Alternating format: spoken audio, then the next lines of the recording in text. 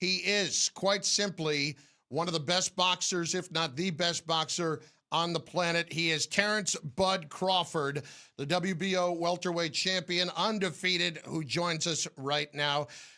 Bud, it's Chris Carlin and Bart Scott on ESPN Radio. How you doing? Hey, how you doing? I'm doing great.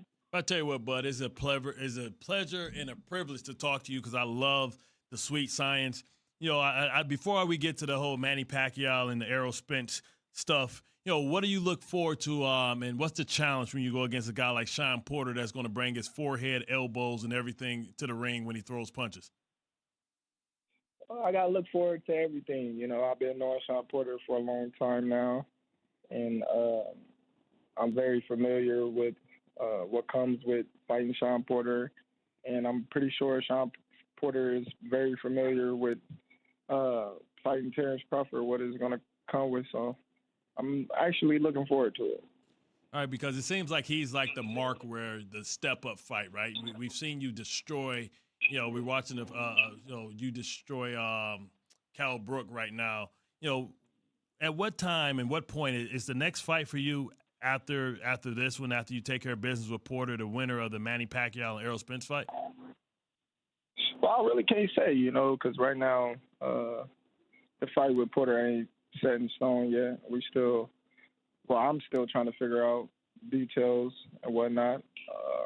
But yeah, initially, the object is to go after the winner of Pacquiao Spence, if that can happen. Now, if you're the number 2 pound for pound, ranked number 2 pound for pound, why is it that you didn't get the money fight with Pacquiao and Errol Spence got? Is it because that he can fill up, you know, AT&T Stadium and the fact that he has to support Jerry Jones? You know, because when you look at I actually don't believe that. You know, I think that's an understatement. I think if I was fighting the type of fighter, the same caliber of fighters that he was fighting, like Mikey Garcia, I believe that I'll fill up the stadium too, being that Mikey Garcia is a very big draw in Texas. So, yeah, not to take away from Errol Spence, I believe Mikey Garcia pulled in more supporters than he did.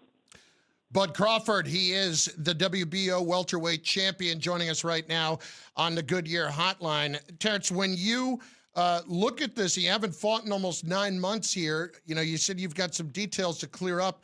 When do you think this is going to transpire, and are you definitively required at this point to fight Porter?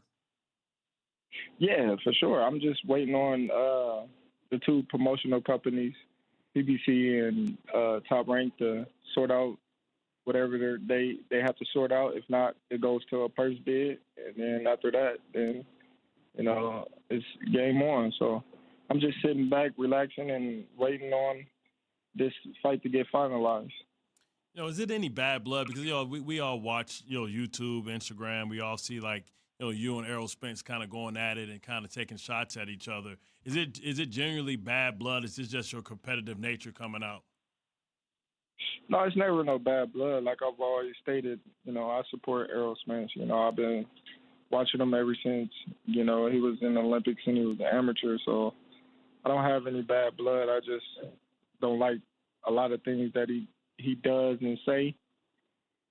I would say, but at the same time, it's the fight game, and you know, I'm as competitive I am. I just know in my heart that I can beat him.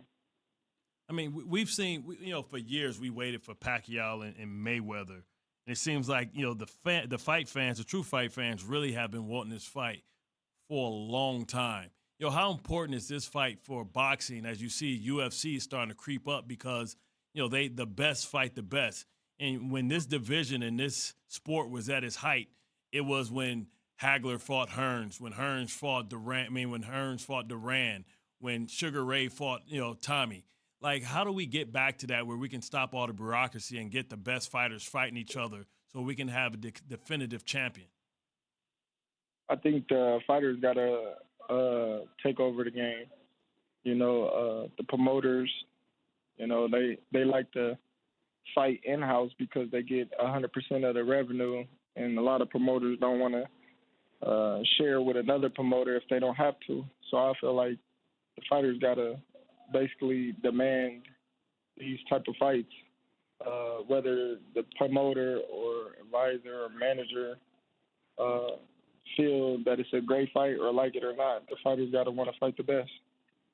Terence Crawford, WBO welterweight champion, joining Chris Carlin, Bart Scott on the Goodyear Hotline on ESPN Radio. But is all of this frustrating? Has this all been a frustrating process to not just wait to get back in the ring, but wait for, I guess to put it simply, you to get yours? Of course, it's frustrating. This is something that I've been dealing with for a long time.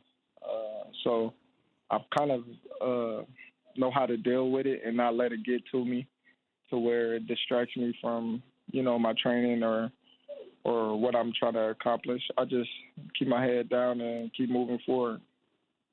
It seems like it's a family affair with you, man. I follow you a lot on Instagram, man. I just wanted to ask you for a second, like how your boys are doing, and do you have like dreams or aspirations of seeing them one day in the Olympics and kind of winning in wrestling, man? Because they look like they do their thing. Oh yeah, man. My sons, man, they do very good in wrestling, but at the same time, you know how kids get burnt out on one sport. So now I'm letting him play a little basketball this summer, and he's actually liking it a lot. But I told him, as soon as wrestling season come back up, you getting back on the mat. Now, would you ever put the gloves on them? Do they want to be like Dad? And they see the hard work and dedication. They see what comes with the sacrifice. Will you ever see you putting the gloves on them? Actually, my older son, he was very adamant about boxing. Like he in and out, he wanted to box so bad, and he was wondering why I kept telling him no. Because I never introduced boxing to my kids because I didn't want them to box, because boxing is a dangerous sport, and I feel like they can do much more with me backing them than boxing. They can be whatever they want. I've always felt like I was boxing so they didn't have to box. So my son will always ask me why, and I just broke it down to him. It's a very dangerous sport. You can get brain damage. You can potentially die in the ring. And I told him the same about football, why I didn't want him to play football. And he was just like, I don't want to box or play football no more, Dad. I was like, yes. Yeah, you know what? I made that statement once too. I played football, so so my son didn't have to. When you think about your future, you think about your legacy, because you're far from done. But I mean, you've done some impressive things, and I think Andre Ward was probably the last recent guy outside of Floyd Mayweather to kind of walk out into the sunset undefeated. Is that the goal? And when would you know that enough is enough and you've accomplished what you wanted to accomplish in this sport? Well, I never looked at my career as if I wanted to finish undefeated. I'm pretty sure every fighter would like to finish undefeated and they don't want to lose, but I know, losing comes with the sport, but I never think about losing. I never think, oh, well, I'm going to lose this fight or that fight and whatnot, but it would be great to finish undefeated. Is that my goal? No, my goal is to fight the best fights out there to fight and cement my legacy on being one of the greatest fighters to ever put on a pair of gloves. That's what I'm aiming for. Now, listen. You're number 2 pound for pound. I think you're number 1. I think when it's all said and done, so everybody's looking up to you. Who's some of the young guns within the division? Some of the young guns that's coming up, because I see that you mentor a lot of guys as well. Who's some of the guys that's next behind you? Far as in my division or no, in just boxing, period, just young guys that excite you, whether it's Haney or Garcia or Lil Tank. Like all those guys is exciting. Tank, Ryan, Shakur. You got Tiafimo coming up. You got Boots. You got Virgil. Those the next roam of fighters that's going to be at the top when it's all said and done. And all those guys is very talented in their own right. And I feel like those individuals is the ones that's going to take over boxing here soon. Thanks for watching ESPN on YouTube. For live streaming sports and premium content, subscribe to ESPN+.